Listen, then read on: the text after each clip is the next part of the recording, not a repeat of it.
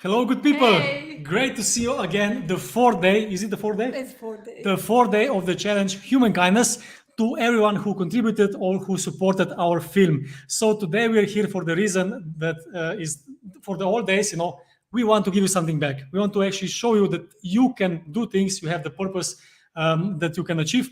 And today we have a special guest with us, who is Anita Krajnc, by the way, the founder of Animal Safe Movement. And before I give the talk to Anya, let me just say something. Thank you so much. We are almost, the last time we checked, on 50,000 euros on our campaign, which is amazing. Thanks to everyone who donated for now or supported us. And we're still reaching out to 55,000 because the more we can raise, the more people we can actually reach. Secondly, I went through all the payments and all the people who are actually donating and so on. We can see everyone. It's amazing. It's really a pleasure, an honor to get so much support and so much trust in the film and in us. So yes, if you haven't yet, please go there, support us, because today and tomorrow is the last days that you can actually contribute and be part of the film. Anya, why are we here today and why are we doing this challenge? Yeah, so as Matej said, we want to give you back all the, I think 255 people who already supported us in this crowdfunding campaign. And we came up with the idea of doing a challenge of 5 days, and today is for day 4, where you can transform your activism to embrace more human kindness in your life.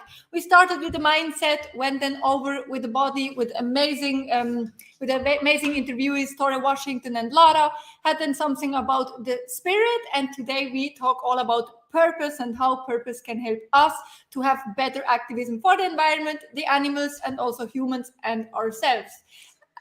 Just the information just came in. We are over 50,000, by the way. So thank you so much. Amazing work. It's not coincidence. A lot of work is behind, but we couldn't be more happy. And Thank you so much. Anya, congratulations. Thank you. This is a huge win for the animals because, when we do these kind of things, we have to unite, we have to be strong together. And the only way we can actually reach something really great in life is to unite and step up together. So infighting doesn't help anyone, but stepping up together and doing something for the animals, it's amazing. So thank you, everyone. And now, Anita, I think it's time for you. I would like to say something about you, but please tell to our viewers, because I think it would be better to know who you are, what do you do, and yes, how do you feel today, by the way, with us? Oh, thanks, Matej and Anya. It's such a pleasure to be here, and I can't wait for your film to come out, Humankindness. I think, the kindness is, since we're talking about purpose, kindness is probably the most important purpose we have on this planet, no matter which way it goes. Like, if there are bad times or there are good times, kindness is very important. And so I'm in Toronto, Canada, and I helped start Toronto Pig Safe with Mr. Bean, who's just over there right there. Okay. Yep. So I live in the same building that I lived in when I moved in this area, 2006, and I moved near a slaughterhouse. It was within a kilometer away, and I knew it was there, and I did nothing for 4 years, and then I adopted Mr. Bean, and we started walking on Lakeshore every morning. It's a very busy street, and saw the pigs looking outside the trucks. And that was the first time I saw that. And I couldn't believe it. I couldn't believe how scared and sad they were, and how beautiful they were, and how individual they were. I couldn't believe it. And it was like, we would see 8, 9 trucks in rush hour traffic. So I would see that in the morning. And that was when things changed. It was an epiphany. It was like, if there's a problem in your community, you have to do something. I had been reading Romain Rolland. He's a French Nobel laureate who was, he started the first international vegetarian group. Mm-hmm. He started an anti-fascist group in the 1920s. He was in World War I. He was a pacifist. And he wrote biographies of people who he thought were inspirational. So he wrote one on Vivekananda and Ramakrishna, on Gandhi, on Tolstoy, and all of them did something when there was something wrong in the community. So Tolstoy is one of the greatest authors in history. But when there was famine in Russia, he and his family took a year and a half off to start soup kitchens and collect seeds. And so the point was, if there's something wrong in your community, do something. Don't pass the buck, just do something. So that's how Toronto Pig Safe started. And then it spread to chapters around the world. Mm-hmm. And so it started in 2010. So 4 years after I moved here because of a dog. So I always see Mr. Bean as the founder of Toronto Pig Safety. He sort of put us in touch with the community. That's great to hear, and I think this is very inspirational to hear because the same movement actually began with you, your dog, and your idea. And I think it's crucial to know, when you have some idea. It's Mr. Bean. Oh wow, he just came to say hello in a big way. In any case, yes, like you said, Anita, I think it's crucial that when we see something is wrong, we have to do something about it.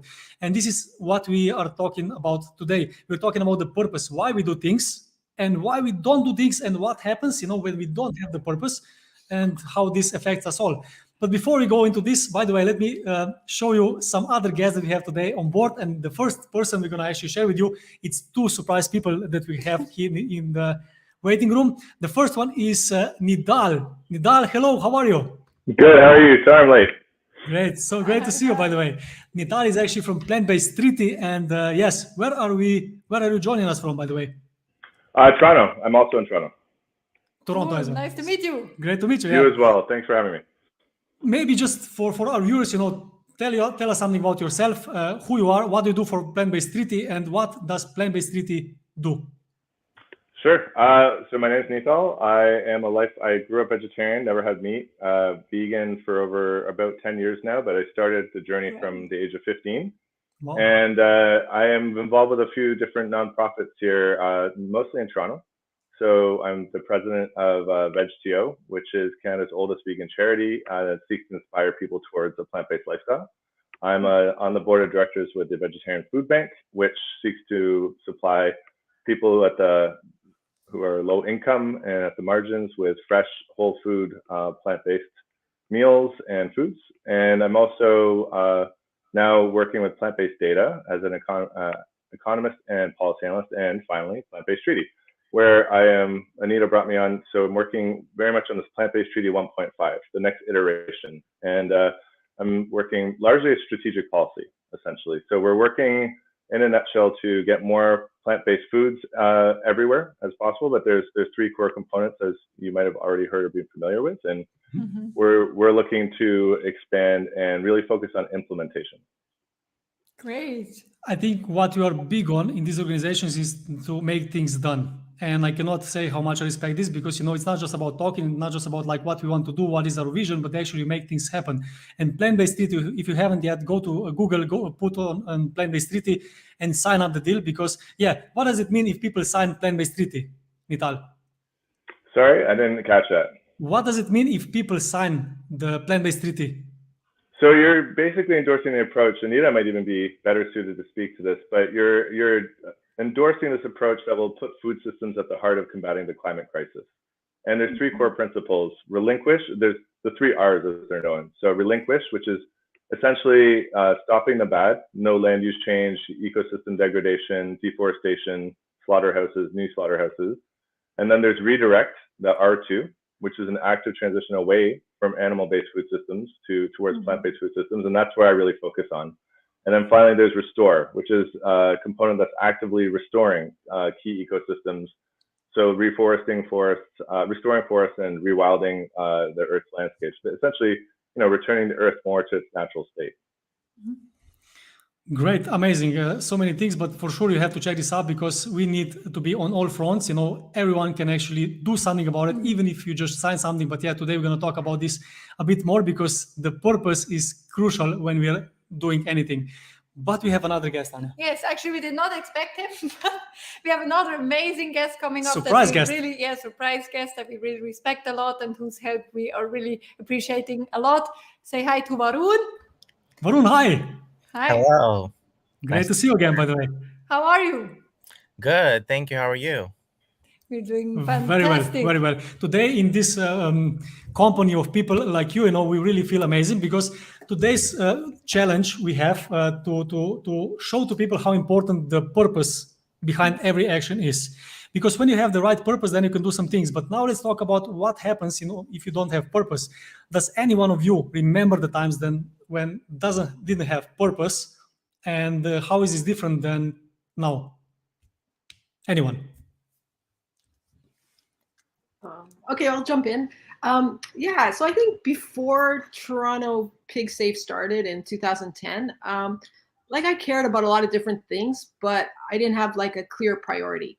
So like over time, like when I was in university, I was president of University of Toronto Students for Ethical Treatment Ethical Treatment of Animals, and we tried to get some figures on how many animals were used for experimentation. Then I did some forest activism, like trying to protect old growth rainforest in Canada. And then, I tried to incorporate animal rights in my courses when I taught at Queen's University. So every course I incorporated it somehow. And so it was important, but it wasn't like the number one priority. And then when I bore witness to the pigs at the slaughterhouse, it was transformational. Like suddenly I had a very clear focus and purpose. And I sort of, I made a promise to the pig that I met, the first pig I met in the truck. I promised the pig a minimum of 3 vigils a week because I was drawing on the course that I taught at Queen's on social movement strategies and tactics. And Gandhi said, you need to stage frequent events to build a movement. Like he was out there all the time, 7 days a week, like walking and just going from village to village, giving multiple talks a day. He would handwrite like 50 letters a day till he fell over and his hand was sore. So like what he does is way more than like almost anyone does, right? So like it's a high bar that he set. And I was sort of looking to that, like, okay, do 3 vigils a week, which is unusual, right? When you start a group, like, that's weird. Why would somebody do 3 vigils a week? It was to be very intensive. And even that wasn't enough. If it was Gandhi, he would have done way more. And it just like, and we did that for years. And then that slaughterhouse went bankrupt and groups formed. Like there were 35 groups within the first 5 years. And then the next 5 years, there were hundreds of groups, even up to 1,000 groups. So, so that was, I went from a place where I didn't have a priority. I had purposes here and there, but I was a bit lost. And then when I bore witness, I had a clear priority of like what I wanted to do. Super inspirational, actually, that you went like from this being unfocused to really seeing that pig and to going fully in. I mean, we know you like since a while, and it's so amazing what you achieved over all these years, like this huge network of people that you created for the animals. It's really amazing. No, I just meant to ask before we go to the next speaker, Anita, how did you feel, when you didn't have the purpose? Because now, of course, for how long, I don't know, animal save movement exists, what is the difference before, when you didn't have this kind of purpose like now and now? Yeah, it's completely different. Like before 2010, when the Toronto Pig Safe started, I don't know, you don't feel quite alive, or I don't know, your days and years pass and they're just like, you're not addressing, the most important issues or the truth, you're not addressing the truth of how, different living beings are surviving on this planet. So like, I think it just made me more aware of what is happening on the planet and what I can do to change the world. So there's nothing more powerful in terms of meaning in life than helping others, helping others that are exploited or suffering. That's the highest purpose. And, sages throughout, and all the religions, the best part of religions, I don't take all the religions, just the best part of many religions is about that, is about human kindness. It's about, giving water to the thirsty, giving food to the hungry, giving shelter to the homeless, and they're to strangers. That's the highest form of love. It's not to your family. There's a self-interest in loving your father, mother, your siblings. There's a self-interest. You benefit from it. But to love, a stranger, like giving water to somebody, that those are the principles that religions try to teach. Love thy neighbor, the golden rule, that those are, in my mind, that's what makes life special. And I actually believe there's a science behind it. Like I believe survival depends on acknowledging those universal laws. Contributing, right? Absolutely. Thank you so much. That was absolutely wonderful what you said. Nital, I have a question to you actually. Anita shared how she didn't have the purpose before she saw those pigs and before she started to build up the safe movement. Did you anytime, like when you were already vegan and an activist, feel like you lost the purpose? And if so, how did this make you feel? What happened?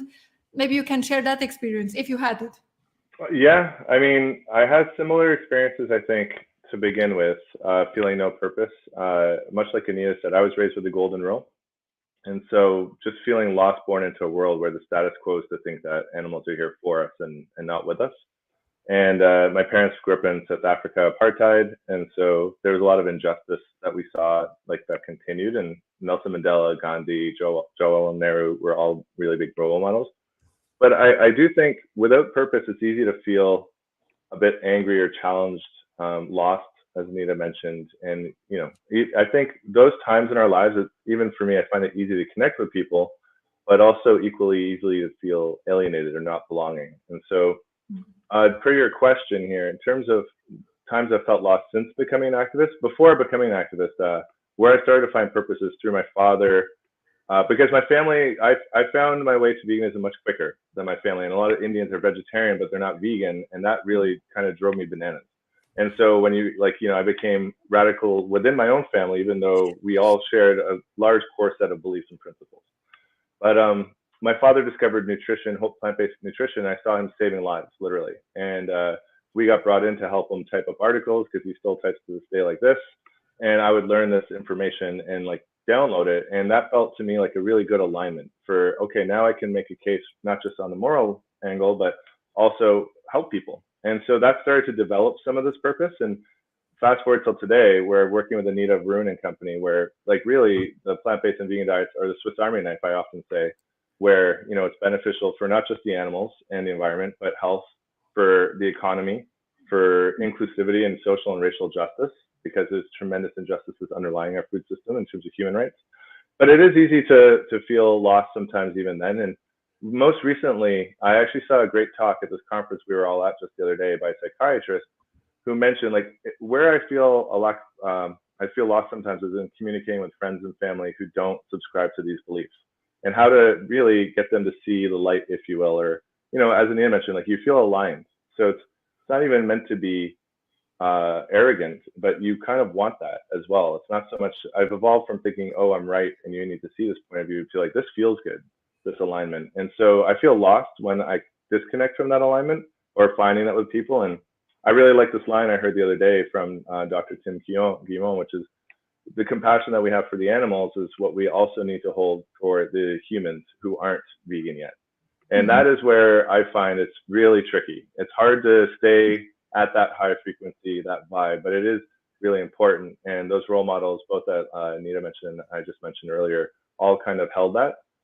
When I grew up, like nonviolent protests, watching Gandhi lie down while horses were trampling them during certain, like, it's mind blowing. Like, you really, and Martin Luther King, like others, it truly like serves this higher message of holding that space and having that high vibration frequency. So, to that end, I think it's really important for activists and advocates to practice a degree of self-care and self-love, because we're giving, you know, you're expending a lot of energy in trying to change the system and putting yourself out there. Yeah, a lot.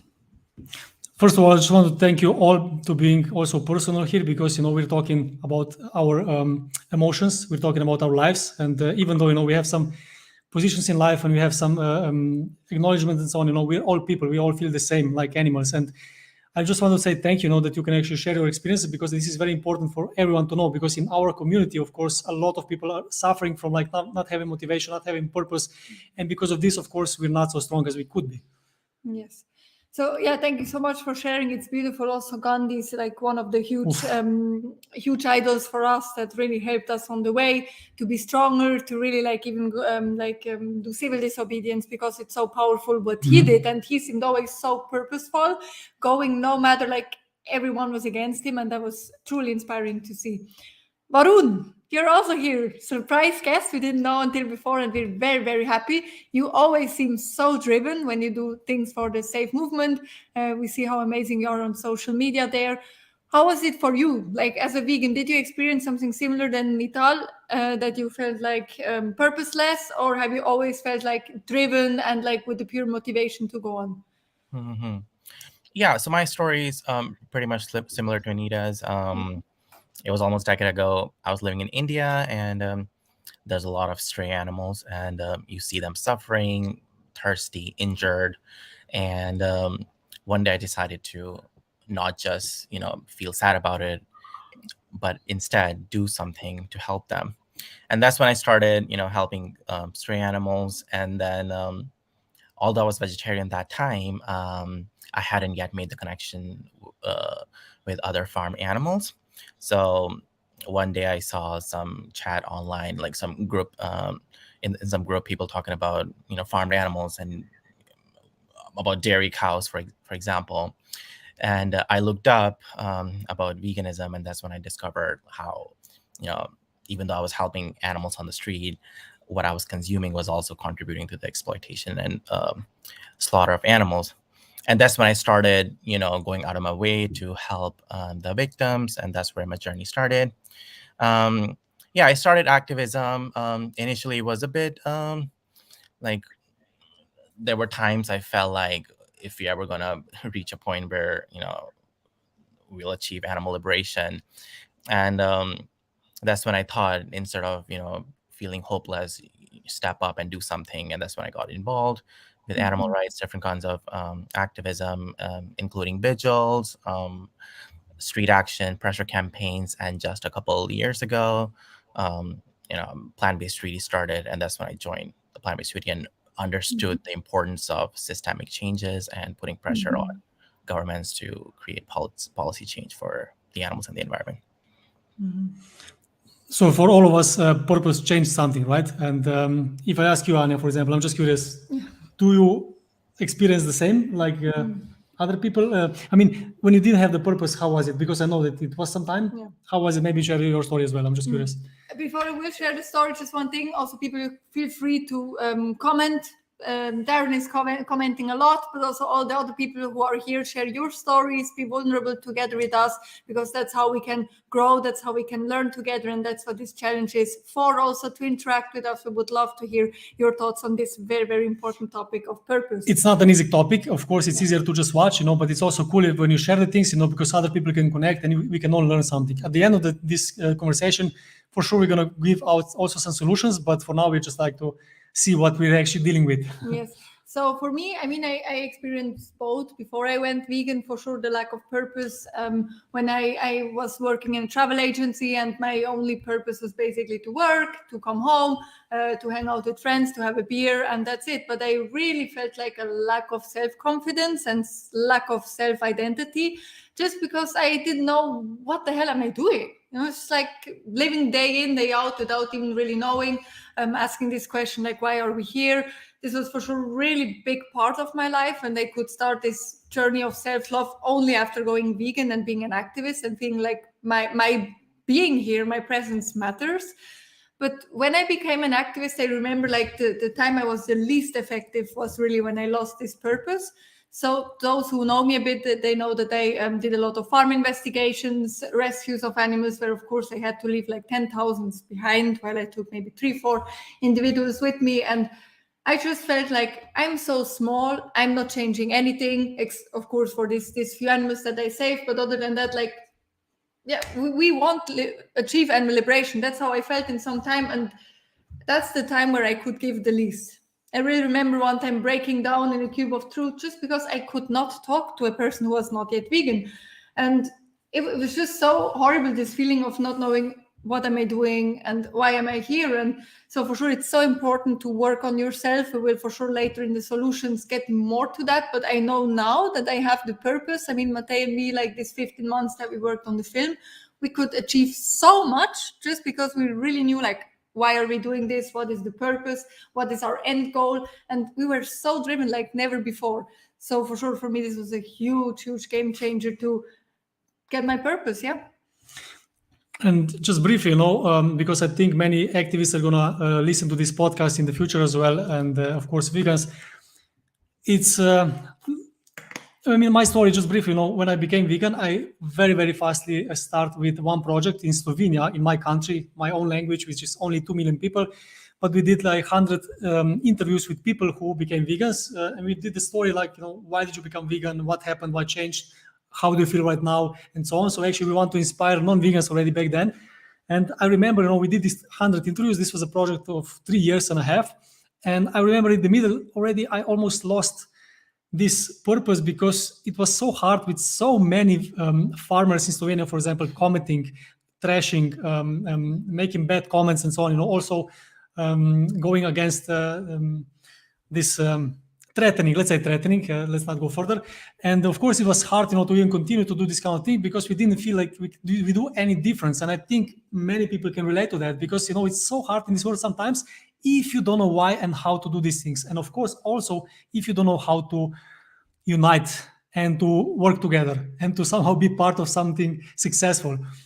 I think the biggest challenge right now is that people are not going.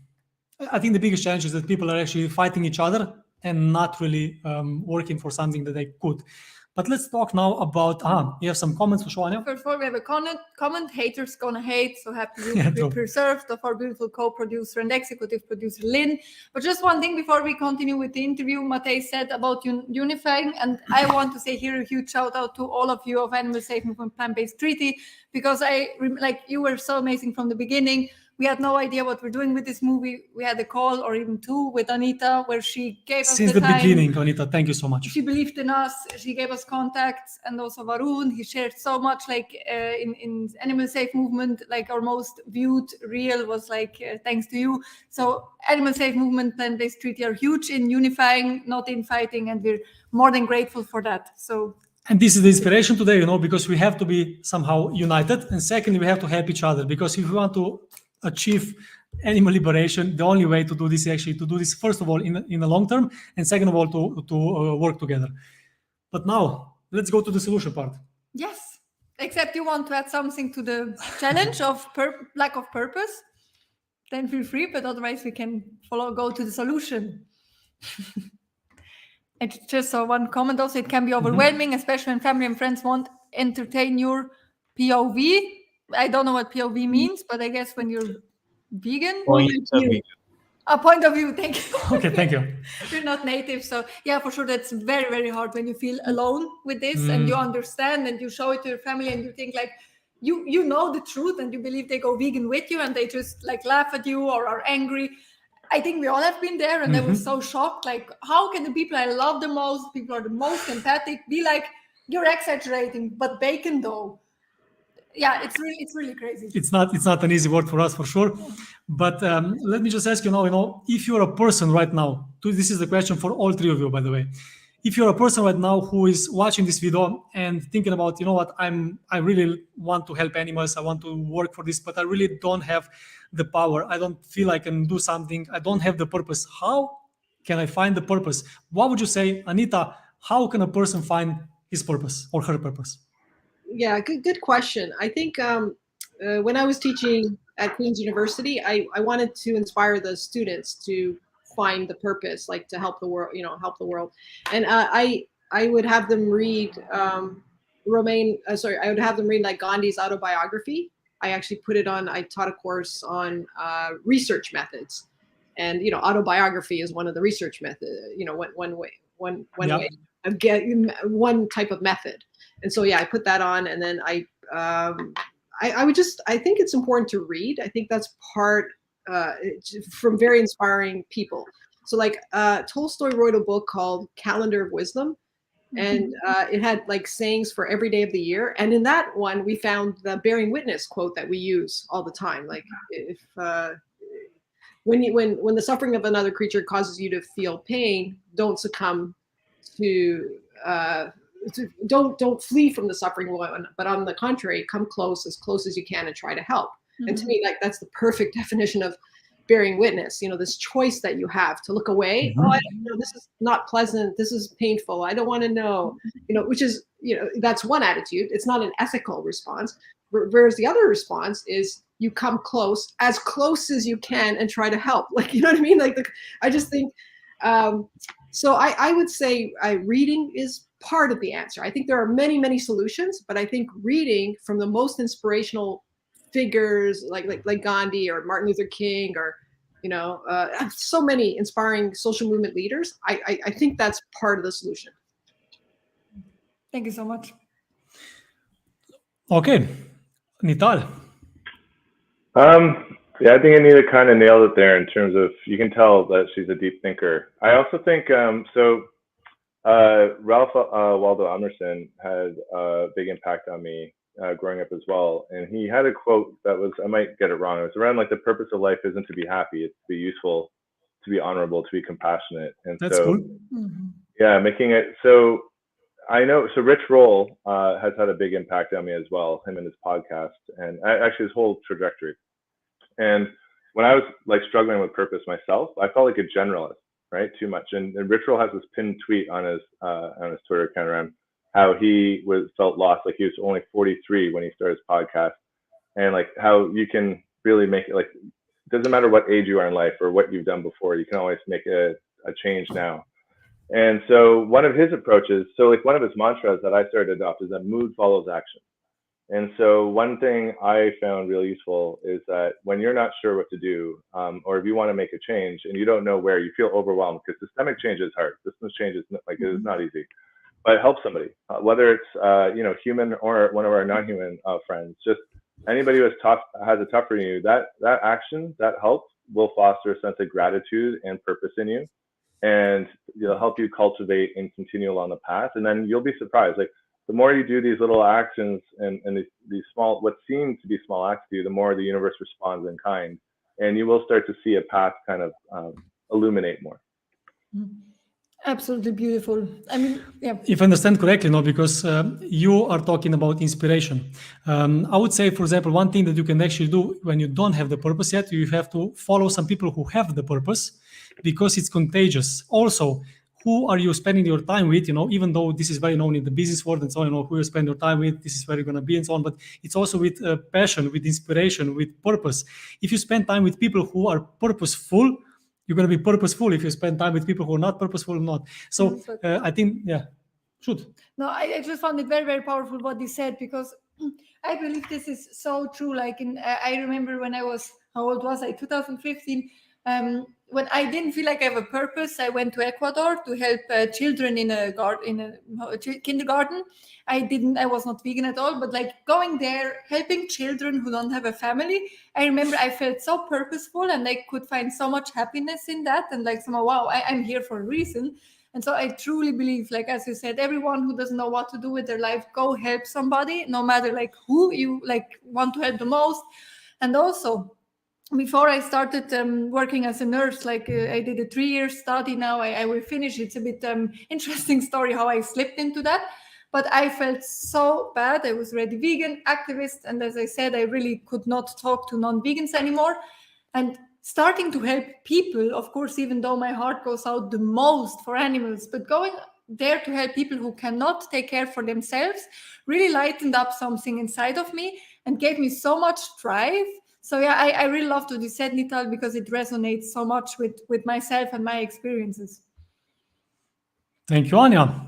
I completely agree, by the way, but Varun, what do you think? Yeah, for me, what's really important is if you are, say, for example, if you're a vegan and you want to help, I think the most important thing you can do is getting closer to the victims.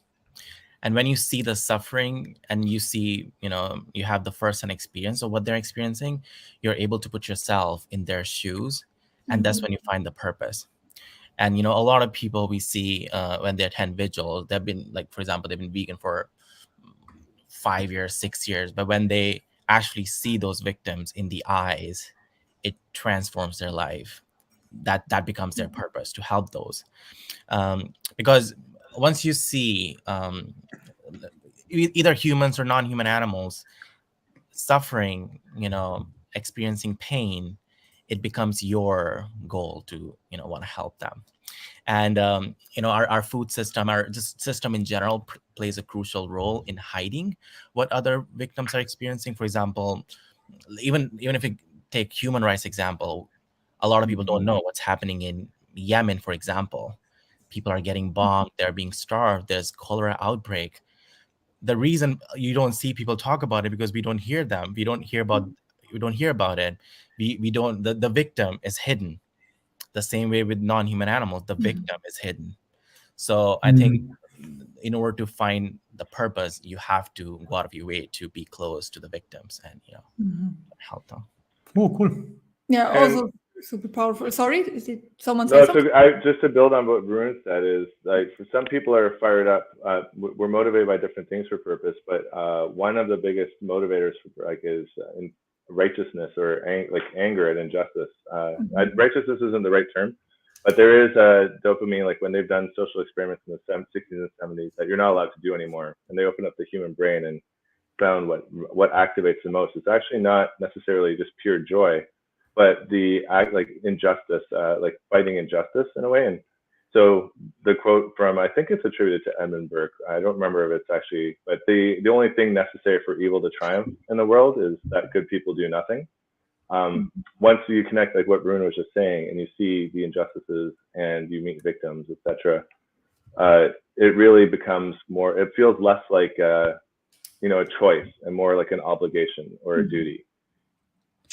I think it's very interesting because when you say, that you have anger or that you feel that you cannot help or whatever, you have always two options. You can just say, you know what, I cannot help. I feel helpless. I won't do this. I just gonna go away. I'm gonna watch television. I'm gonna do something else. Or you can actually do something, because we can use this anger, because anger is an emotion, and we can always use this emotion in something good. We can, of course, just like close our eyes and say, I cannot see this. I don't want to be part of this. I cannot change anything, and go away. But you can also use this anger, which is good, to really have the strong power to do something. And through this, you can also find the purpose. But for sure, I mean, all of the things you said are so great. I mean, Anita said, like, read about inspirational people like Gandhi, Martin Luther King. Then we heard, like, help somebody to get purpose, which is amazing. Get closer to the victims, and anger. I think they're all fantastic, and it really depends also on the person and on the situation. For myself, what I can also say, I mean, anger is amazing when you take care of yourself. Because, I mean, like when I went to farms for 2 years, I was so driven. I think I was in like 400 farms in 2 years. Next to studying, it was like really wild, because I just saw the victims and I felt like I have to do something. But I just broke down after a while. So anger is amazing, but people, if you're driven by anger, take care of yourself, of personal growth, that you can be also effective on the long term. Because of course, anger as a like primary emotion every day, I believe, can be very destructive because of focusing on the negative a lot, of course. But of course, that's my personal experience. I don't know if you guys and women went through the same. But yeah, just for the people who are watching this, we are really big on personal growth, only because we believe that you can actually help others when you help yourself first.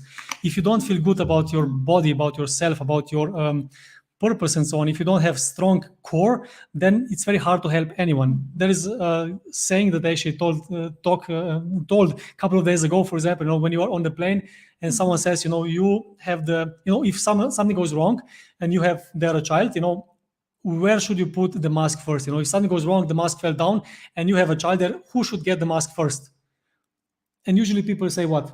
The child or the older person. Yes, but it's actually very weird to say, but first you have to put mask on yourself. It sounds egoistic. It doesn't really fit, because there's a child who needs the mask. But if you don't put your mask on yourself first, then you cannot help the child, because you're going to pass out and you're going to go away and you cannot really do anything. And it's the same in the moment.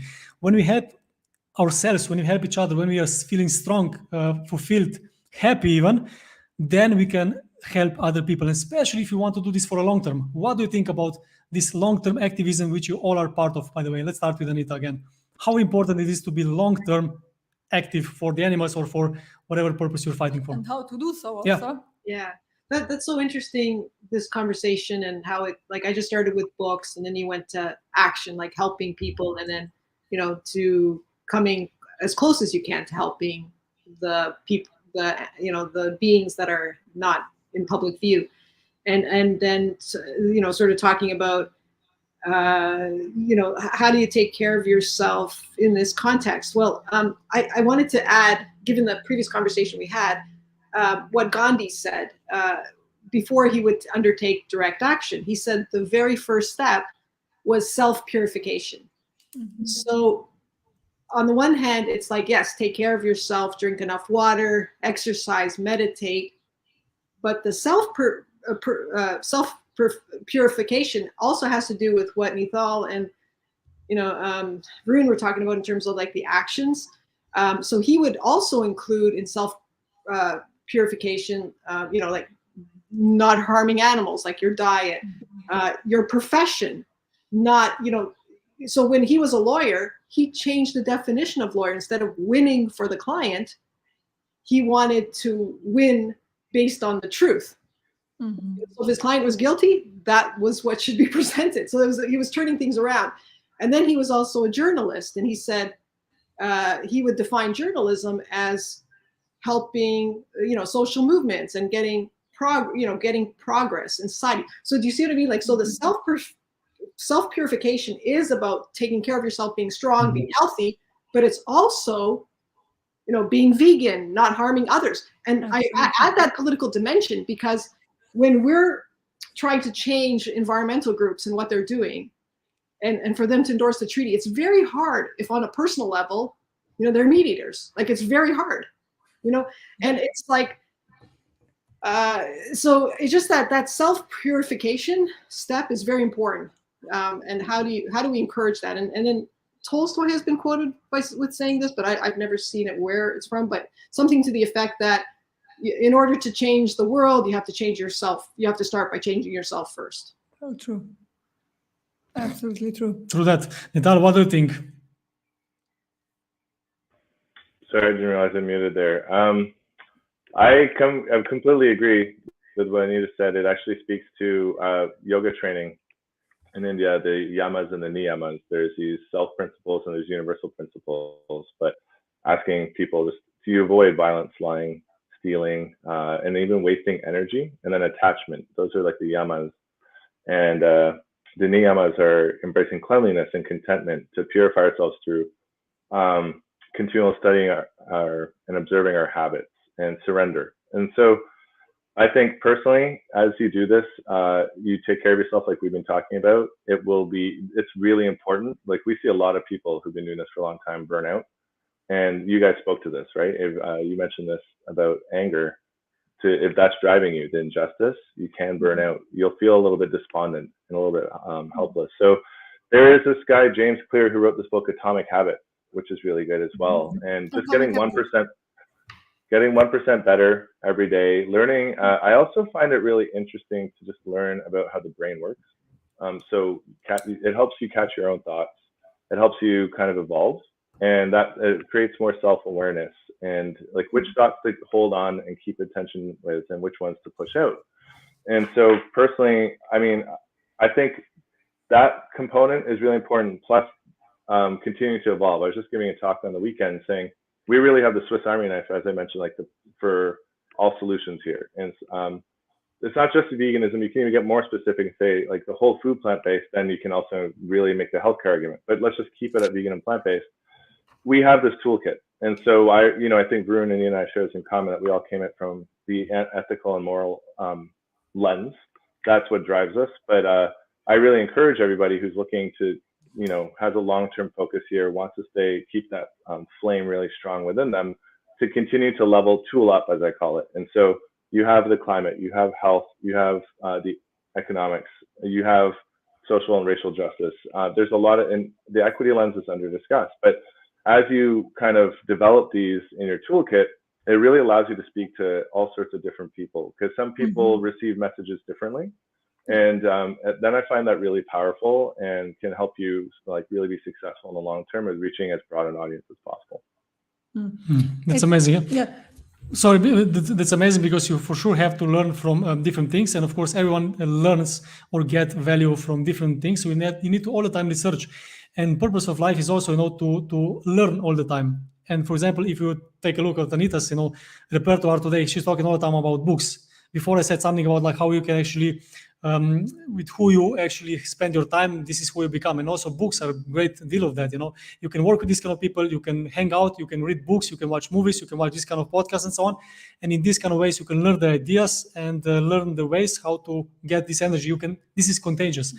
Varun, what would you say is for you? How do you keep sane in this crazy world sometimes? Yeah, I think it's important to find a balance between what you do to change the world and what you do to empower yourself. one thing I find really important is, we hear all the time about self-care. While I think it's really important to give yourself time and doing things that, inspire you, make you feel better. But I think what's even more important is community care. Um, we need to create a culture where people look out for each other, care for each other, and create an environment where people feel inspired and, empowered.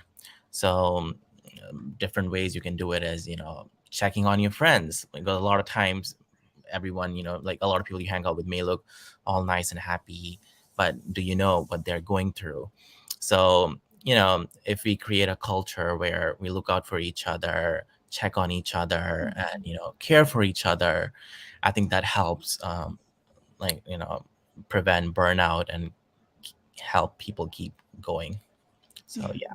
This going in the same direction like we discussed for the last 15 minutes. We need to give, we need to help each other, we need to reach out and help. So this is the big message today, I think, so for now. For sure, to be kind. I mean, like kind to everyone. But I mean, the challenge is, of course, we talked at the beginning a bit about this in the movement. One thing is, first of all, we get attacked by farmers, by the lobby, and then even by like their own roles, if you want so, just because people have like different methods, or they don't like one thing that you said, and then they hang you up on it.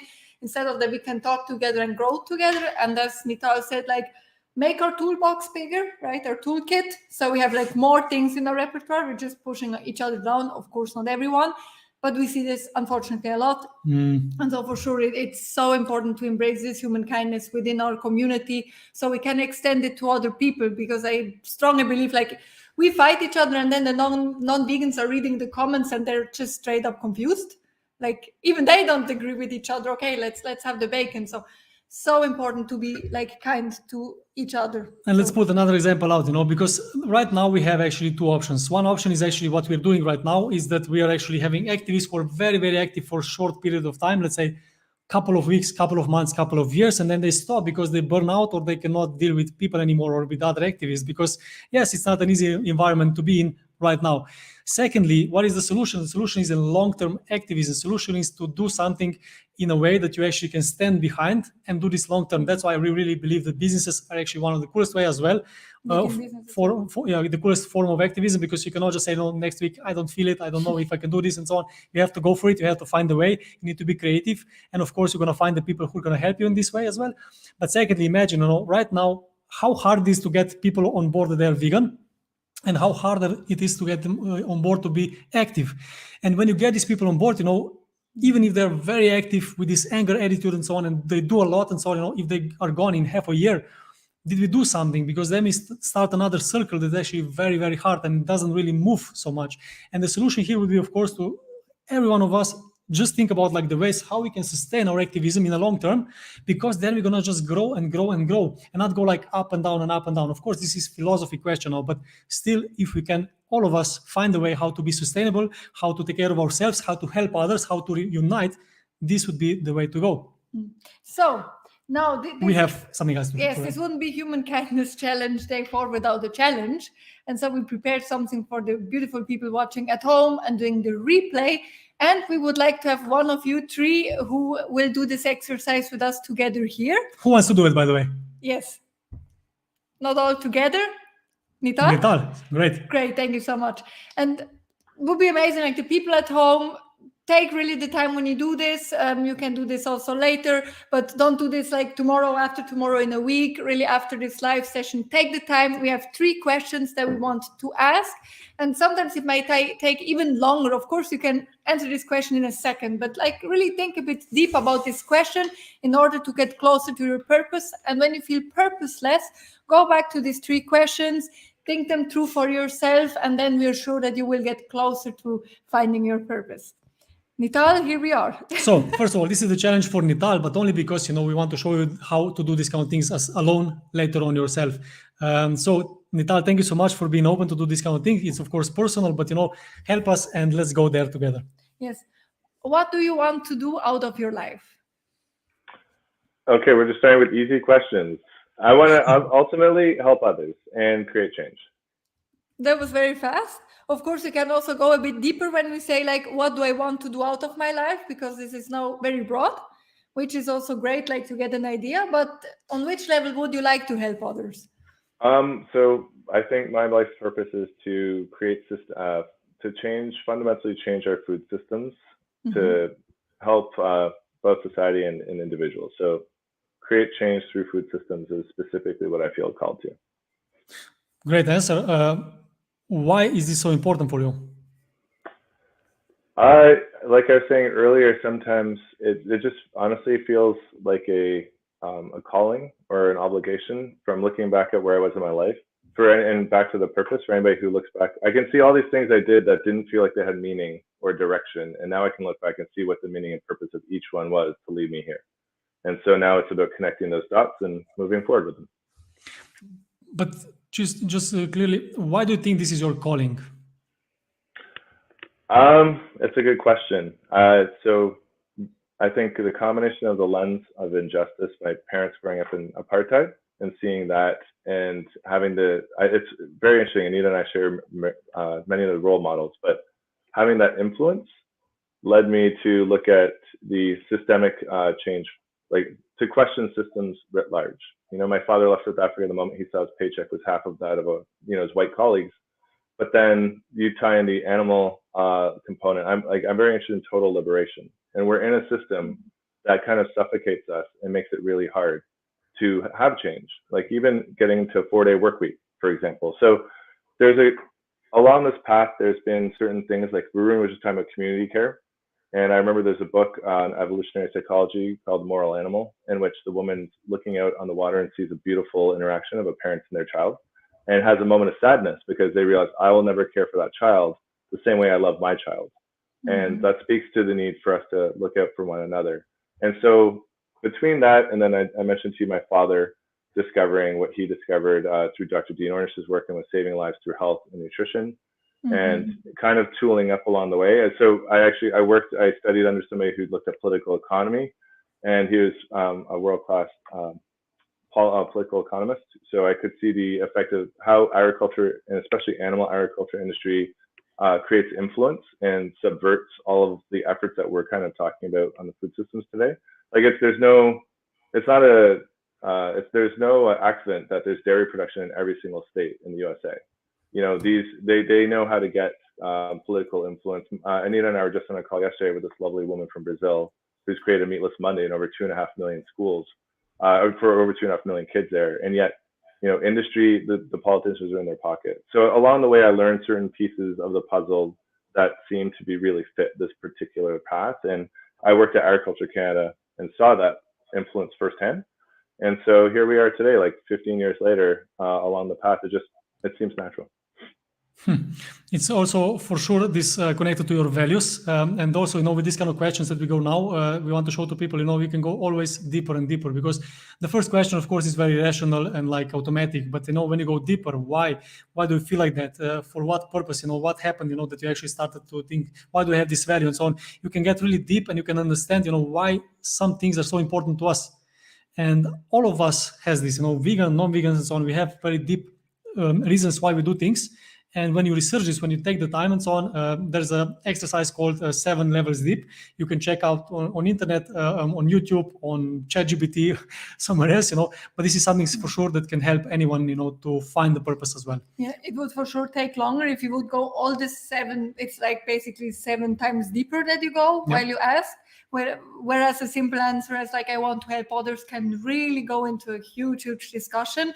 And we think this is truly beautiful because very often we tend ourselves to answer those questions, which are very important, in a quick way, because we think we know the answer. But when we think a bit deeper, like, why is that? Why do I feel that way?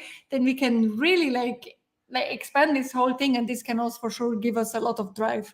And we can really feel it. And then we can go actually from this empowerment, because sometimes we don't know why we do certain things until we really think things through and go into this app. But we have another question, Helena. Yes, we have another question, Nital, for you then. What is your gift on this world? So what have you been given that you can give to others? And what gift makes what you're doing so special also? These are very deep questions. Exactly. I don't want to answer them too quickly, but I have thought about them. And in this particular instance, I think it's connectivity. So connecting different ideas, like you just heard my path here.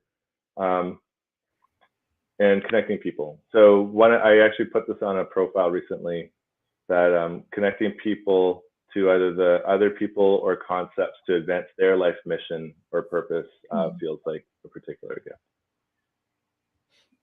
Thank you so much. Very cool. Would Varun or Anita maybe want to say something about your gift? What do you think your gift is? First of all, before you answer, when you ask yourself these kind of questions, first of all, they're not bad questions. Like, for example, why am I so lazy? Why am I so bad? Whatever, just an example. But you can ask some good questions and you can find out what is my gift. And you can think about this like for 7 levels deep. You can think about like, why, what do I have? What can I give? Because everyone has something. So Anita, Varun, what do you think is your gift? I feel being born as a human is a gift. Oh, And wow. with that comes a lot of privileges. And I can use that privilege to empower animals other than humans. So, and you can take that concept and use that for any other identity that you have. You're a man, that's your gift. And so how can you use that gift to empower women, for example? How can you use your privileges to uplift those who have been historically systematically marginalized? And so I think that's my answer. Thank you. Beautiful. Thank you so much. Thank you. That's a very profound answer. So I guess you can answer this question on so many different levels. And I think what Varun said, just like to be alive, to be like a living being, like the chances of it, like the earth is just at the right distance. It has just the right features to have water and a temperature that we can live in. It's very stable. And we're putting all that at risk. So all of us are privileged to be born at this time to try to fight for a livable planet, right? So just following on Varun's response, and then more sort of, and I really like Nital's answer, connectivity, because it's so true. He's such a networker, and it really makes a difference. In order to build a movement and an organization, you need to network like that. There's whole social movement theory on networks. Just like how do you network?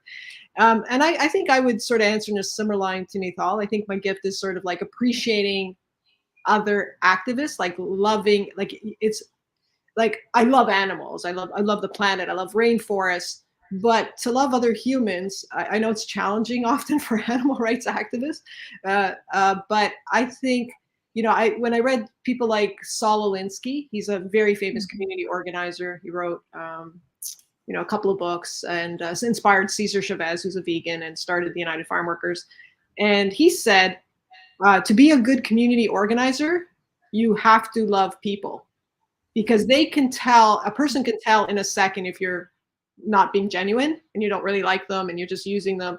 They can tell if you genuinely, so I think, and earlier we talked about the challenge of like loving, like if people aren't vegan, or how do you work with them? I think Nital mentioned that, how do you be love-based, all those challenges. So I think one of the gifts was that, but I've struggled with that. Like when we first started Toronto Pig Safe, and other people have done vigils before, so it's not something unique. People did them for millennia. People have been bearing witness, right?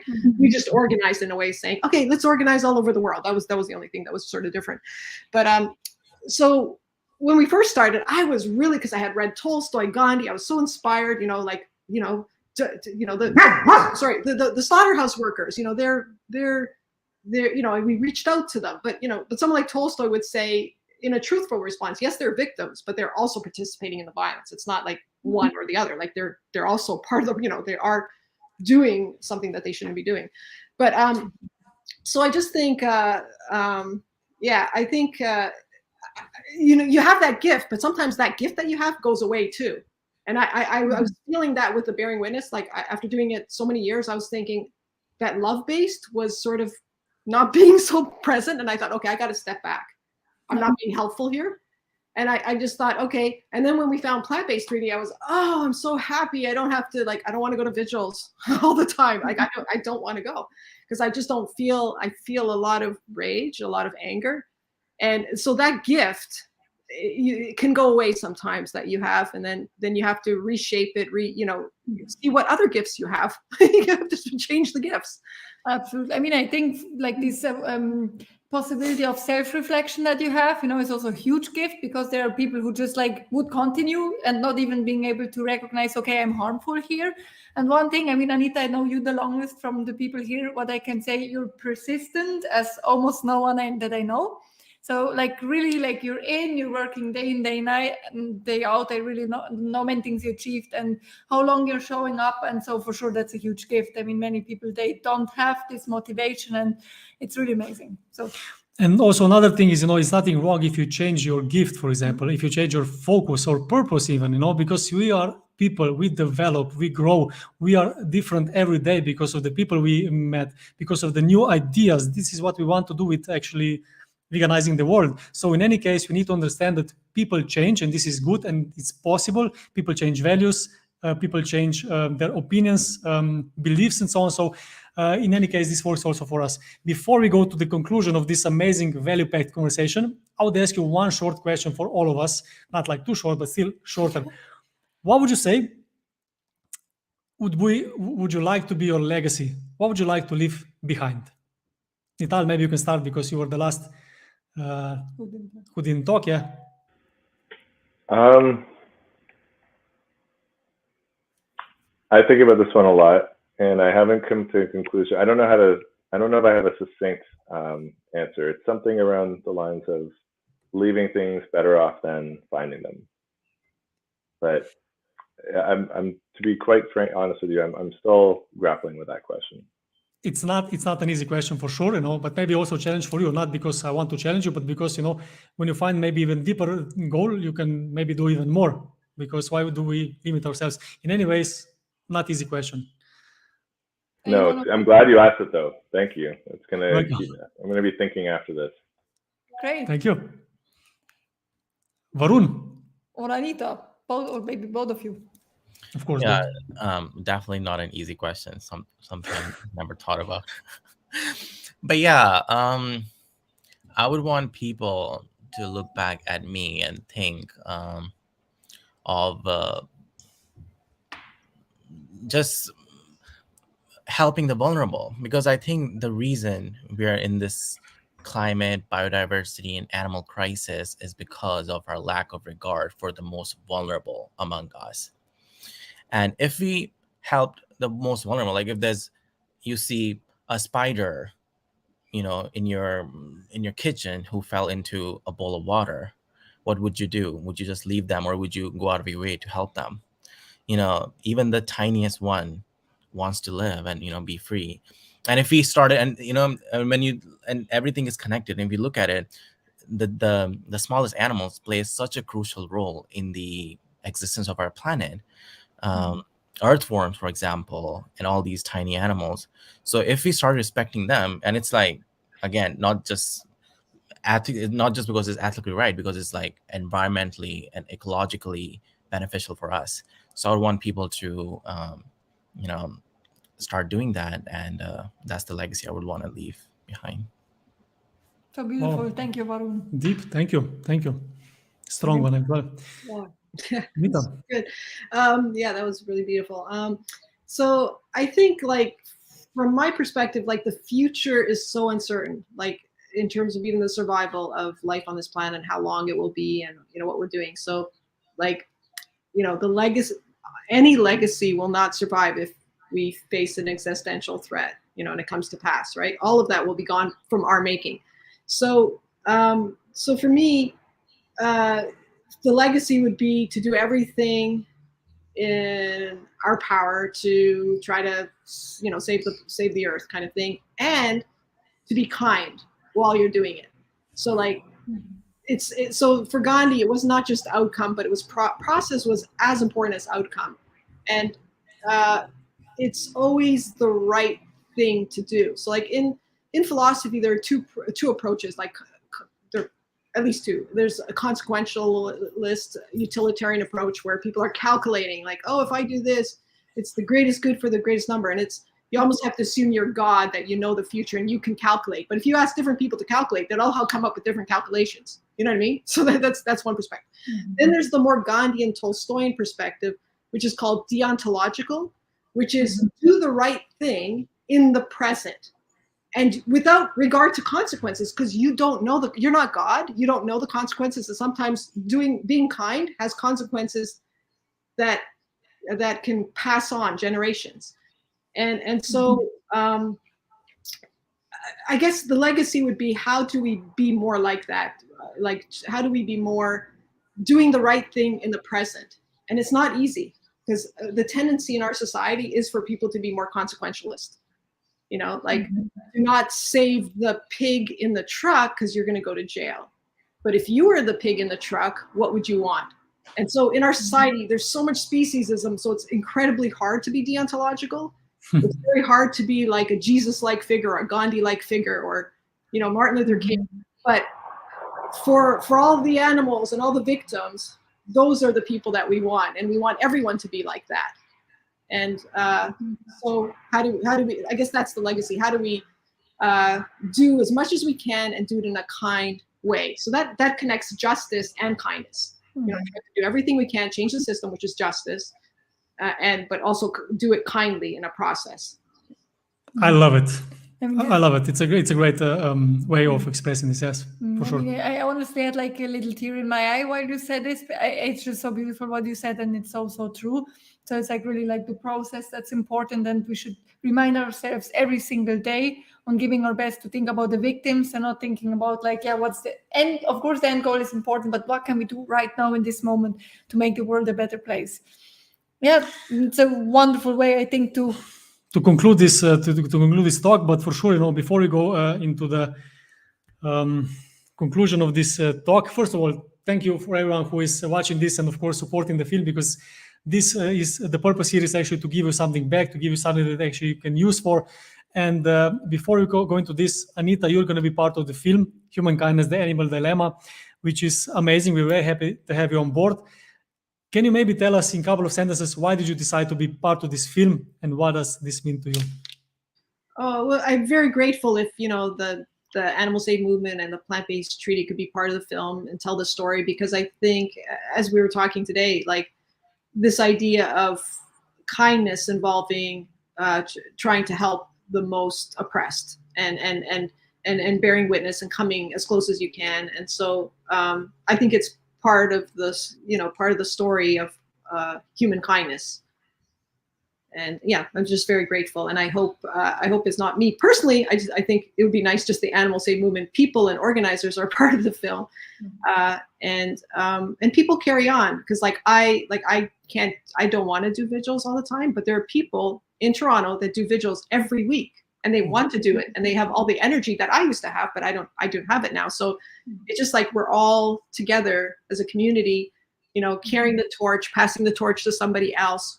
We're all co-creating, being, you know, this movement, and the, you know, so that's so it's a, you know, it's a really honor. I think you guys are doing this amazing film, and, you know, I can't wait for it to come out, and yeah, we'll all be there, you know, getting it out there and doing community screenings and learning a lot from it, because it's such an important topic.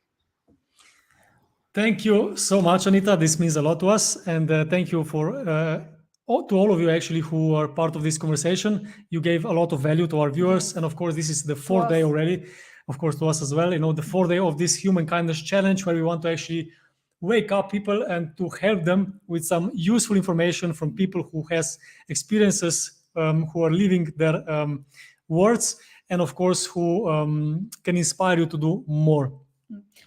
Go.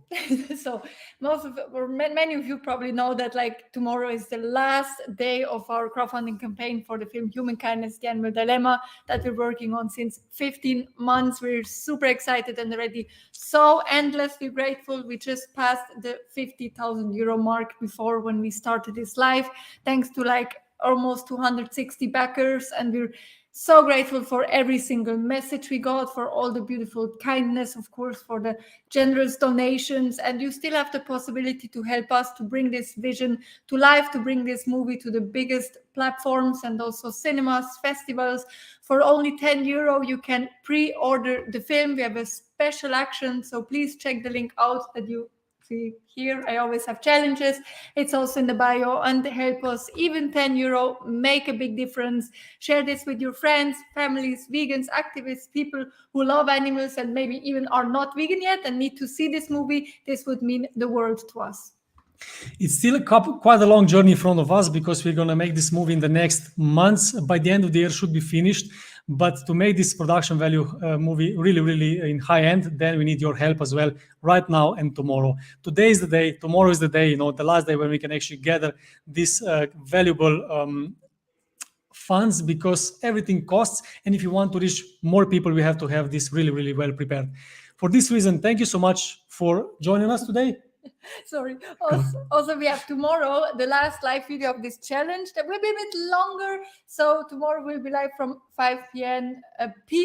onwards for several hours. You can join us. We have many interesting guests. We have also an amazing pre-recorded interview of one of our valuable interviewees. We will give away perks for free, so please join us there. And it will be all also about the topic action. So we will still give you a challenge that you can grow with. Tune in from 5 p.m. Test onwards tomorrow. We will be happy to see you. I meant to say the same. So exactly. Tomorrow after 5, we see each other here. And of course, it's the last day of the challenge where we're going to be talking about action, which is the most important part after you have the base that we did in the last couple of days. Thank you so much for all your support. Thank you so much for to all of the interviews here. So thank you, Anita. Thank you, Varun. Thank you, Nital. You were great guests. And of course, we really hope, and we're going to share this a lot through this vegan community, because a lot of people need to see these kind of conversations. We have to have the conversations between each other. We have to communicate. And of course, we have to help each other. Thank you for being part of this exciting movie, of this movement. And have a beautiful evening or day, because for you it's a bit earlier today. Huh? Any last words for today's session? Thank you, and I can't wait for the film to come out. Maybe you could tell us when, and yeah, we look forward to it. We'll do our best when we know. Thank you so much. Thank you so much. Have a beautiful day, and talk to you soon. See you tomorrow. Thank you.